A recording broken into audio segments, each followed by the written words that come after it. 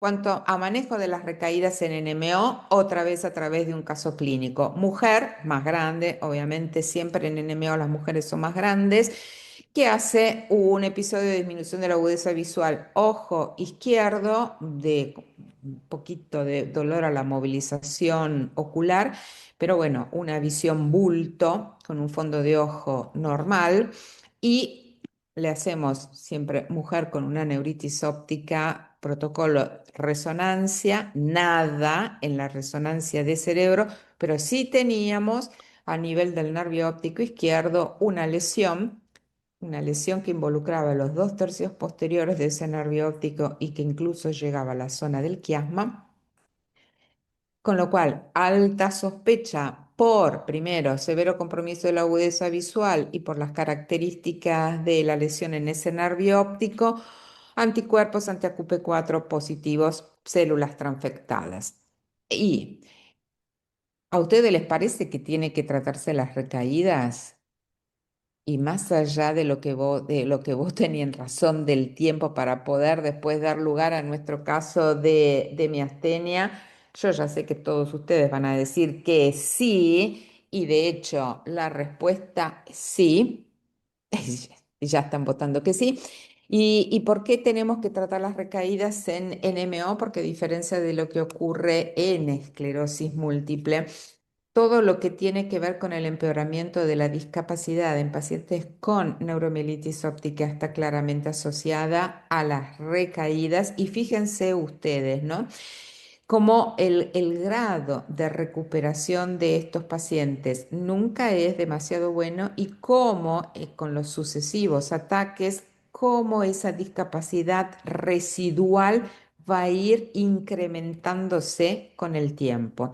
Ahora sí, esto me gustaría conocer lo que ustedes opinan. ¿Qué es lo que ustedes usan o plantean usar? ¿Corticoides, plasmaféresis o inmunoglobulinas endovenosas?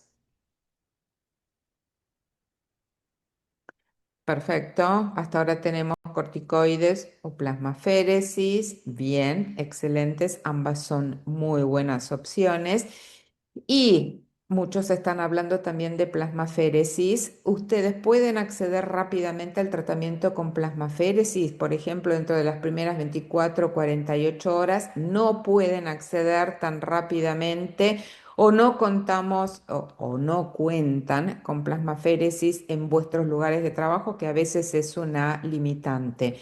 Perfecto, pueden tener acceso. Y de hecho esto no es así una. Sí, estoy viendo acá. Bueno, está bien. Hasta ahora tenemos que hay algunos que sí, pero tenemos también que no y que no cuentan con plasmaféresis en el lugar de trabajo, ¿eh? Y hasta ahora son más los que de pronto no cuentan con plasmaféresis o que no pueden acceder dentro de esa ventana. Y el hablar de esa ventana es importante por el hecho de que ustedes fíjense que si lo hacemos dentro de los primeros 2 días, hay un buen grado de recuperación de esos pacientes, pero cuando lo hacemos más allá de las 48 horas, ya la posibilidad de recuperación va a ir cayendo y por lo menos a la mitad, y la posibilidad de recuperación sigue cayendo y cada vez más en la medida en que nos alejamos de esa ventana. Entonces, corticoides son una muy buena opción. Aquellos que puedan disponer a la plasmaféresis y sobre todo en recaídas muy severas, como puede ser una neuritis óptica con una visión bulto o una médula con un severo compromiso de la fuerza muscular, empezar lo más rápido que se pueda y dentro de las primeras 48 horas con plasmaféresis. Muchas veces, ¿qué es lo que se hace? Y obviamente uno no puede, llega el paciente, tiene esa recaída severa, le saco sangre para ya después poder hacer los anticuerpos y no puedo ponerle la vía central para después empezar con plasmaféresis, entonces se inicia con corticoides y después se agrega plasmaféresis, que es una terapia que es combinada y que en algunos casos puede resultar mejor que o corticoides solo o plasmaféresis sola, ¿no? Pero indudablemente hay bastantes restricciones, por lo que estamos viendo en cuanto a la votación, a poder acceder a las plasmaféresis. Y obviamente si tenemos dificultades para acceder a plasmaféresis, les cuento qué otras opciones habría. Por supuesto, todavía ni siquiera están disponibles, pero hoy en día es interesante conocer el uso en agudo o de bloquear en agudo el terminal C5 del complemento, ¿no? Y estamos hablando de culizumab y eventualmente de ravulizumab como tratamiento agudo, sobre todo en aquellas recaídas que son muy severas.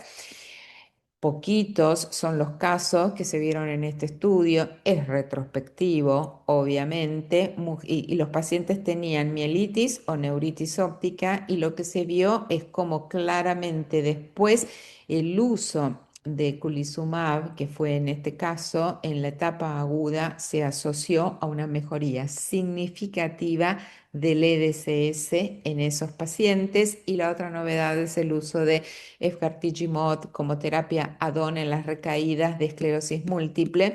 Lo que a mí me resulta muy interesante es entender por qué el uso de este receptor neonatal, ¿no? Porque las inmunoglobulinas, cuando pueden unirse al receptor neonatal, es menor el porcentaje o la cantidad que va a ser distribuida por los lisosomas. Entonces, sí, con efgartigimod bloqueo el receptor neonatal, entonces voy a tener que una mayor cantidad de esa inmunoglobulina va a ser destruida a nivel de los lisosomas. Y fíjense, obviamente, son series todavía chiquititas, 27 pacientes, en donde unos recibían corticoides solos y otro lo que es la terapia combinada. Rápidamente bajaban los niveles de IgG total y además bajaban también los niveles de anticuerpos. Efectos adversos, podía haber leucocitosis, pero eso estaba más utilizado al uso de los corticoides en aquellos que hacían terapias combinadas y sí puede haber un discreto aumento de transaminasas hepáticas, sobre todo en aquellos que usaron efgartigimod. Con lo cual, tenemos nuevas opciones, sí, por supuesto. Hasta el día de hoy, ¿cuáles serían, digamos, los conceptos más importantes que tenemos que llevarnos a casa? Uno, tratar las recaídas, sí, siempre, ¿ok? Acá no es como en esclerosis múltiple. Acá la recaída se trata con lo mejor que yo tenga disponible. Si tengo plasmaféresis, inicio con los corticoides y dentro de las siguientes 48 horas pongo plasmaféresis. Si no tengo plasmaféresis, corticoides endovenosos, mínimo 5 gramos. Hay algunas series en donde incluso han recibido 7 días de corticoides endovenosos y después un tapered o un descenso gradual, no la suspensión brusca como podemos hacer en esclerosis múltiple, pero tratar las recaídas y lo más agresivo que podamos. Y muchas gracias por haberme escuchado y dejo de compartir. Lili, hay dos preguntas, una relacionada o por ahí del concepto de en recaídas severas, corticoides más plasmaféresis, si tenés la Sí, posibilidad. sí. Incluso en el paciente que ya lo conoces y que por ahí lo venís tratando y Ah, que te hace una sí. recaída, la terapia Y combinada en eso. es lo mejor. Y hablo de terapia combinada porque no es que llegan y ya lo enchufo a la máquina de plasmaféresis, ¿ok? Pero puedo empezar con los corticoides mientras preparo todo para hacer la plasmaféresis. Sí, sobre todo si es un paciente que ya conozco, lo ideal es empezar con eso. El uso Sí. de ciclofosfamida o eventualmente rituximab en aquel paciente que o es refractario a Mm. corticoides más plasmaféresis o eventualmente no tenés acceso a Al otro. plasmaféresis.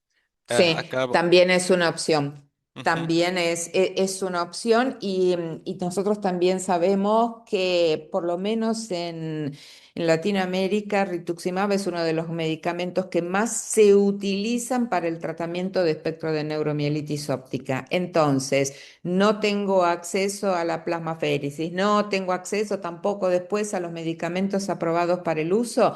Uso rituximab en la recaída y probablemente después ya se lo dejo como tratamiento de fondo a ese paciente. ¿Y experiencia con anti-LSI como tocilizumab o satralizumab en Para el recaída? tratamiento.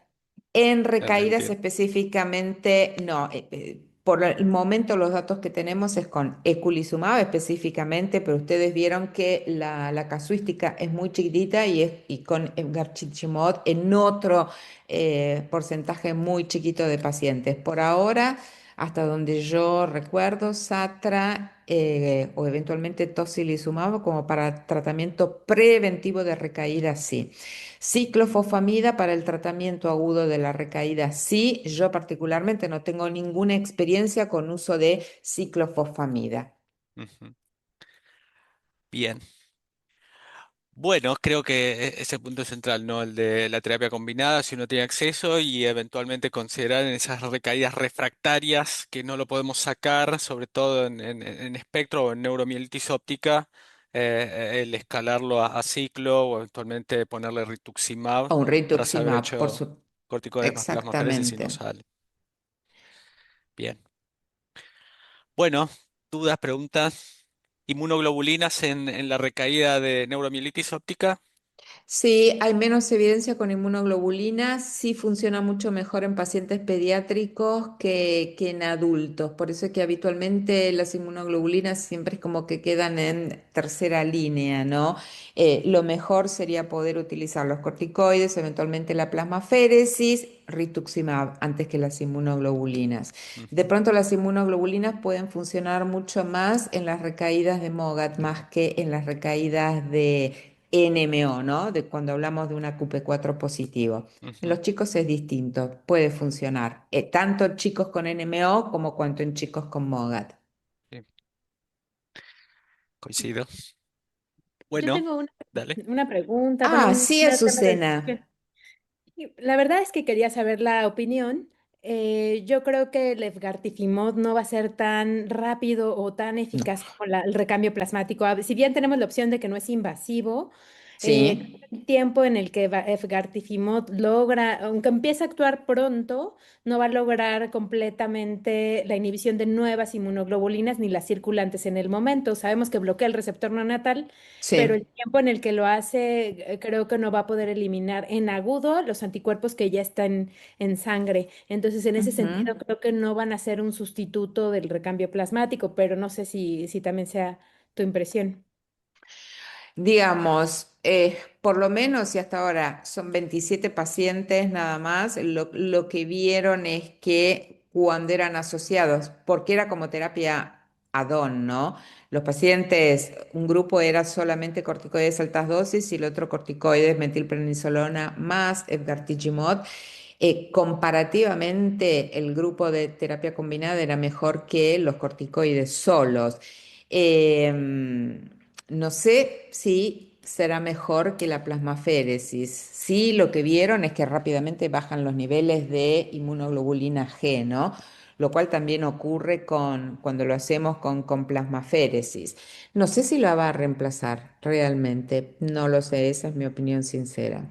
Yo coincido con la doctora en que la impresión cuando uno interpreta o entiende la cascada inmunopatológica en una recaída severa de neuromielitis óptica o de espectro, entiende que necesita barrer con todo y Ujú. que las terapias, estas bloqueantes, selectivamente o un poco más amplias no van a, no son la solución o no impresionan a priori entendiendo esa cascada tan grande que se da en una recaída severa en donde está el complemento, inmunoglobulinas, Por toda otra serie supuesto. de compuestos que uno entiende que con la plasmaféresis lo termina o busca barrerlas más rápido y con mayor Sí, eficacia. sí, sí, sí. Yo quería hacerte una pregunta, Liliana, con respecto a lo que es el MOGAD. Sabemos que responde muy bien a los esteroides inicialmente, pero a el mantenimiento de los esteroides en forma crónica. Quisiera escuchar un poco tu opinión al respecto. Sí, en el caso de Mogad, más allá de lo que vos le vas a administrar en el tratamiento agudo, después tenés que sostenerlo durante 6 meses, por lo menos, y incluso ahora el grupo de Jackie Palas lo que plantean es, porque viste que son muy buenos respondedores a corticoides, pero también pueden, así como responden muy bien a los corticoides, son dependientes de los corticoides, ¿no? Entonces, el grupo de Jackie Palas lo que te recomienda es sostener los corticoides a dosis bajas, por supuesto, no a las dosis de miligramo por kilo peso, durante unos 9 meses. Este es un tratamiento bien prolongado el que vas a hacer con los corticoides después. Con respecto a dosis bajas, ¿cuál es tu experiencia? Porque a veces cuando vemos eso, creo que es un poco individual, pero ¿cuál ha sido tu experiencia? Porque tal vez no es como la más frecuente el MOGAD. ¿Cuál ha sido tu Mm, experiencia? 10 miligramos es la dosis más bajita que después le sostengo. Sí, Bien. 10 miligramos por día. Ujú. Gracias. Que además es fácil, se puede conseguir también, eso depende de las formas de presentación, ¿no? En Argentina tenemos la meprednisona que viene de 40, ranurada, ¿no? Entonces el paciente sabe que un cuartito son 10 miligramos, sino también meprednisona de 8 miligramos es otra opción, también a tener en cuenta, pero lo mantenés en estas dosis de 8 a 10 miligramos día. Sí. Muy bien.